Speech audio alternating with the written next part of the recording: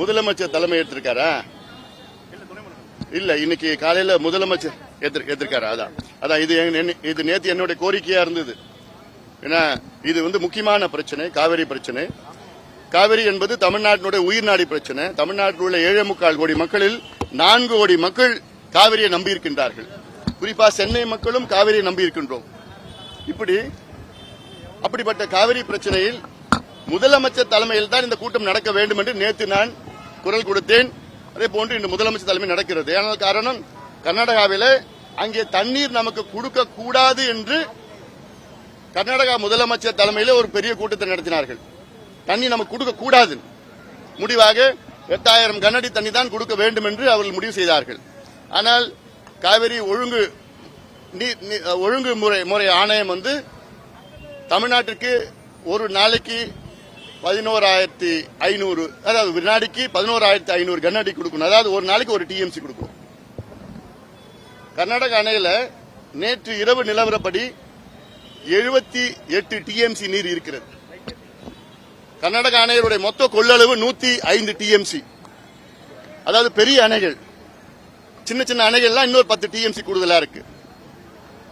அங்கே கர்நாடகாவில் ஒரு நாளைக்கு 3.25 டிஎம்சி நீர் வரத்து இருக்கிறது. அதாவது அத்துணை அணைகளிலும் நீர் வரத்து 3.25 டிஎம்சி. ஆனா நமக்கு கொடுக்க வேண்டியது 1 டிஎம்சி ஒரு நாளைக்கு கொடுக்கணும்னு ஆணையம் தீர்ப்பு வழங்கியது. ஆனால் அதை நாங்கள் கொடுக்க மாட்டோம் என்று சொல்லியிருக்கின்றார்கள். இது சம்பந்தமா முதலமைச்சர் தலைமையில் இன்னைக்கு கூட்டம் நடக்கிறது. கூட்டத்தில் உச்சநீதிமன்றம் சென்று இதற்கு ஒரு தீர்வு நாம் பெற வேண்டும். ஏன்னா தொடர்ந்து இப்படியே போயிட்டு இருக்கிறாங்க. இன்னொன்னு, இப்ப தென்மேற்கு பருவம் இருக்கு. தென்மேற்கு பருவத்தில் மழை நிறைய வந்துட்டு இருக்கு. இன்னொரு ஒரு வாரத்தில் கர்நாடக அணைகள்லாம் நிரம்பிடும்.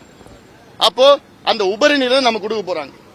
நாங்க தண்ணி கொடுத்துட்டோம் சொல்ல போறாங்க. இதுதான் ஆண்டுதோறும் நாடகம் நடந்துட்டு இருக்கு. தமிழக அரசு அமைதியா இருந்துட்டு ஏதோ பேசுறோம், அங்க போறோம் இங்க போறோம் அமைதியா இருந்துட்டு இருக்காங்க. இதுக்கு ஒரு நிரந்தர தீர்வு வேணும்.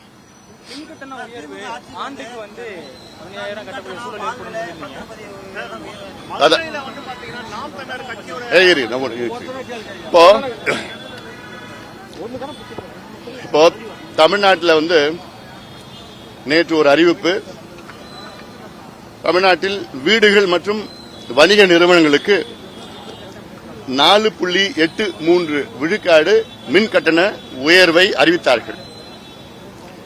இது கடுமையாக நாங்கள் கண்டிக்கின்றோம்.